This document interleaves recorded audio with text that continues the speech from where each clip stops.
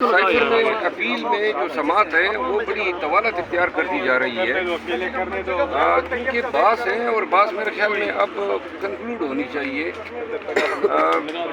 اگر اس طوالت کے ساتھ اپیلوں کی سنوائی ہوتی ہے تو پھر ہمارے جو آنے والے دو اور اپیلیں ہیں وہ معاملات کو عید کے بعد لے جائیں گے، لہذا ہماری بھی کوشش ہونی چاہیے کہ اب عدالت کو کہیں کہ جی اب جتنی بات ہوئی ہے اسی پہ اکتفا کر لیں اور فیصلہ دے دیں۔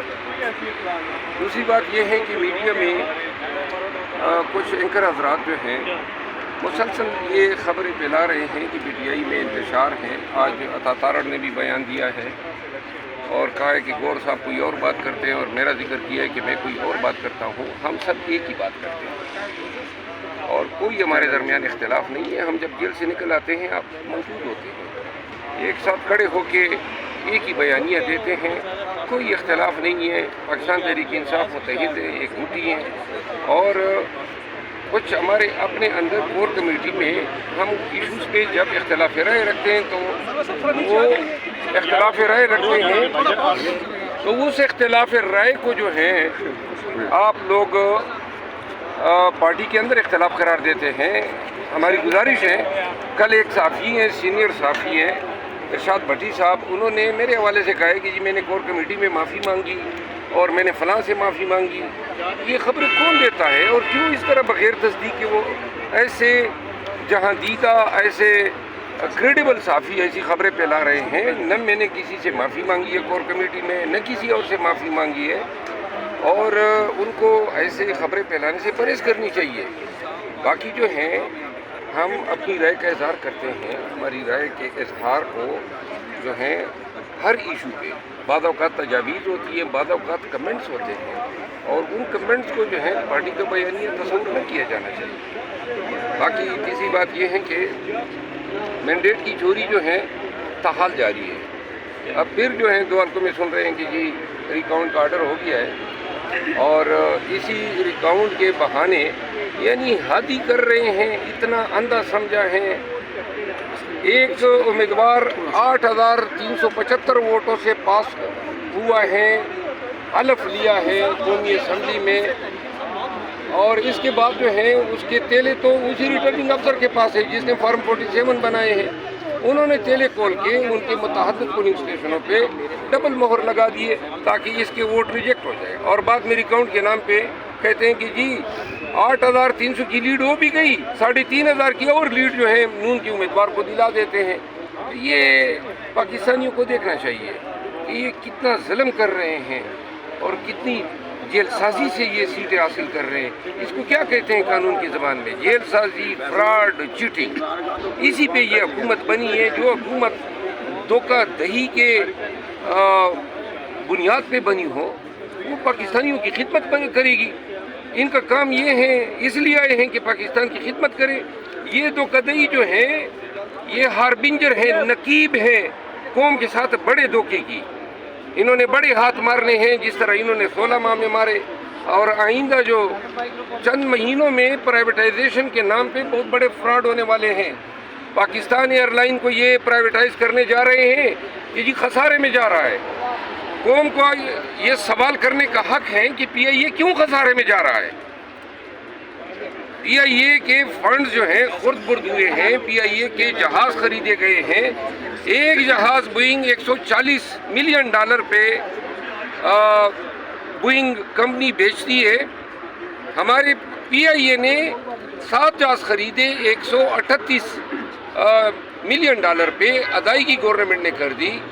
بعد میں جب انہوں نے کہا جی کہ کاؤنٹ ڈاؤن دیں، بریک اپ دیں کہ کس انجن کے کتنے ہیں، اندرونی سے کے کتنے ہیں، تو بریک اپ میں پتہ چلا کہ $40 ملین انہوں نے مینٹیننس قیمت میں رکھے ہیں۔ تو پاکستان نے کہا کہ ہمارے پاس تو انجینئرنگ کا اپنا شعبہ ہے تو ہمیں مینٹیننس کے پیسے واپس کرو۔ 280 ملین بوئنگ نے واپس کیے، وہ پیسے پاکستان میں ابھی تک نہیں آئے ہیں، کسی کے ذاتی اکاؤنٹ میں، آف شور اکاؤنٹ میں گئے ہیں۔ اب کہتے ہیں پی آئی اے کو بیچو، پرائیویٹائز کرو، اور یہ ایک نہیں، اس طرح کئی وارداتیں ہوئی ہیں۔ اب پرائیویٹائزیشن کے نام پہ اونے پونے داموں ان قومی اثاثوں کو بیچا جا رہا ہے، پاکستانیوں کو ایڈوانس میں آگاہ کر رہے ہیں ایک اور بات، آخری بات جو آپ کے ساتھ، خان صاحب کی آزادی جو ہے وہ مسلسل روڑے اٹکا رہے ہیں. اب جبکہ یہ تینوں اپیلیں رائب ہو گئی ہیں، میچور ہو گئی ہیں، اور ان کو نظر آ رہا ہے کہ یہ سسٹین کرنے والی نہیں ہے یہ ٹرائل. دوسری طرف القادر یونیورسٹی کا کیس جو ہے اس کو ٹاپ گیئر لگا دیا جج صاحب نے، اور کل پھر اس میں سماعت ہے. یعنی تمام اسلام آباد کی محتاط عدلیہ نے دیگر تمام کیسز چھوڑ کے خان صاحب کے کیسز پہ فوکس کیا ہوا ہے. خان صاحب کو سزائیں دلوانی ہے تاکہ یہاں سے اگر خان بری ہوتا ہے تو ایک اور کیس میں ان کو سزا ہو جائے تاکہ وہ بدستور جیل کے اندر رکھا جا سکے. اور آخری بات یہ ہے کہ یہ جو مینڈیٹ چوری کے لیے ہمارا احتجاج ہے 30 مارچ کو، اس میں ڈی سی نے یہ ریزن دیا ہے کہ سیکیورٹی تھریٹ ہے 23 مارچ کو، تو 23 مارچ کو اسے نہیں دی جا سکتی.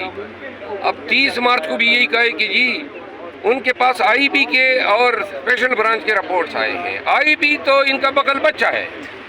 آئی بی تو کہیں یہ کہیں دن ہے تو دن ہے، کہیں رات ہے تو رات ہے. یہ کوئی انٹیلیجنس ایجنسی ہے جو حکومت کی اشاروں پہ ناچ رہی ہیں اور سیاسی مقاصد کے لیے استعمال ہو رہی ہے. دوسری بات یہ ہے کہ خطرہ ہمیں ہے یا خطرہ حکومت کو ہے.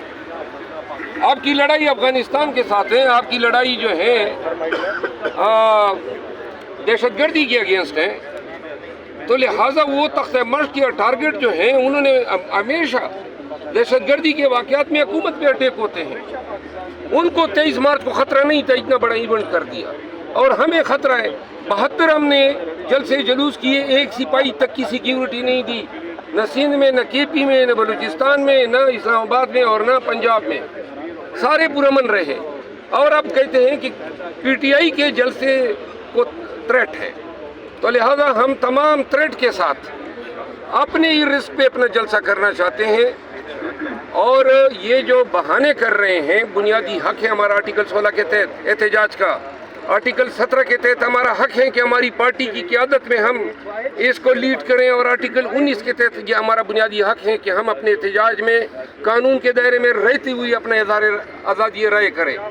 تو لہذا ان چیزوں کو پاکستانی یہ دیکھ لیں کہ یہ بیروق کہتے ہیں جی ہم مفاہمت کی بات کرتے ہیں. او بھائی آپ ہم سے تو سانسیں چھین رہے ہیں، آپ ہمیں جینے نہیں دے رہے. اوپر سے وہ جس کی شکل پہ جو ہے اللہ نے لعنت جو ہے برسائی ہوئی ہے، رانا ثناء اللہ، وہ خان کی زندگی کے حوالے سے کیا لغویات بک رہا ہے. پی ایم ایل این کو سوچنا چاہیے نا، یہ اپنے غنڈے سڑک چاپ غنڈے بٹائے ہوئے ہیں یا یہ آپ کے لیڈر ہے؟ یہ زبان ہے کہ خان کی زندگی جب تک ہے، خان کے وجود سے آپ کو خطرہ ہے. اس کے اعمال جو ہے وہ اس کی کبھی شکل پہ کندہ ہے. آپ دیکھ لیں اس کی شکل کو، اور ایسی زبان استعمال کرو گے رانا تو تمہیں 10 سے ضرب دیتے ہیں اسی طرح جواب ملے گا. چلائی جا رہی ہے جس کے اندر آپ کو بڑی زور و شور سے آپ نے کئی الزامات لگائے گئے ہیں اور کہا گیا ہے کہ جناب یہ پارٹی کو توڑنا چاہ رہے ہیں. خلاف الزامات جو یہ الزامات لگا رہے ہیں ان کو دونوں ہاتھوں سے لعنت دیتا ہوں. 50 سے زیادہ ہمارے 50 سے زیادہ یہ میں نے نہیں کہا. تھوڑا سا آپ نے میرا بیان سنا ہی نہیں ہے نا. میں آپ کا سوال میں نے سنا ہے کہ آپ کی اطلاع کے مطابق 50 سے زیادہ لوگوں کا فارورڈ بلاک بن چکا ہے.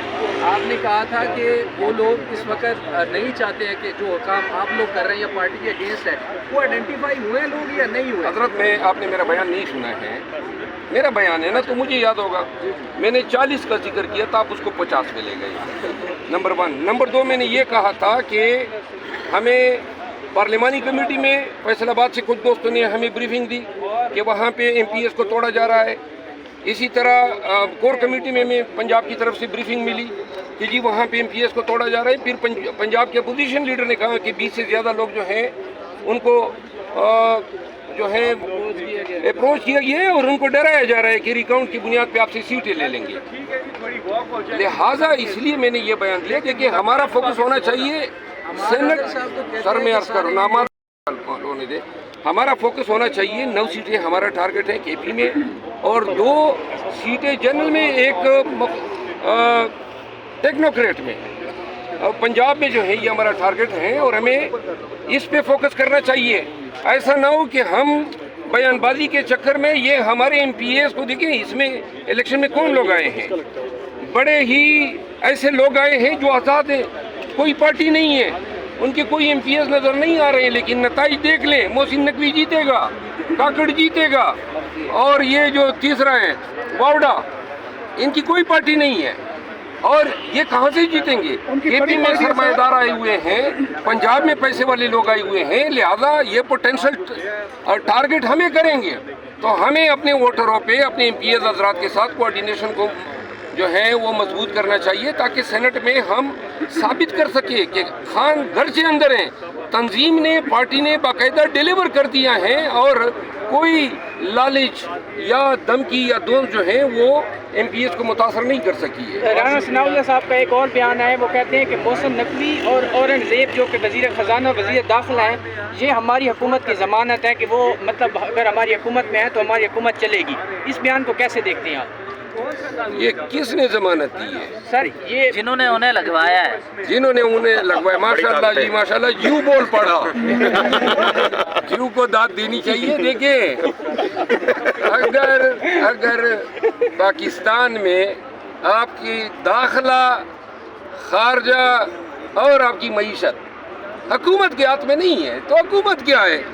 پھر تو بہتر ہے نواز شریف صاحب، اب آج کل مریم نواز کی مشیر پنجاب میں لگی ہوئی ہے، تو وہ مشیر پنجاب ہیں، اور شہباز شریف کے لیے تو پھر ہم یہی کہہ سکتے ہیں کہ وہ شہباز شریف جو ہے وزیر اعظم شہباز شریف نہیں ہے، شلوار شریف ہے۔ سر اس طرف قانون کے دروازے پی ٹی آئی پہ ایسا لگ رہا ہے کہ تمام بند کر دیے گئے، اس صورت میں پی ٹی آئی کیا کرنے جائے گی؟ احتجاج کرے گی؟ اور یہ لگ ایسا رہا ہے کہ صرف آپ ہی ایک ہیں جو احتجاج کی کال دے رہے ہیں، باقی طرف سے آپ کو نظر نہیں آ رہا۔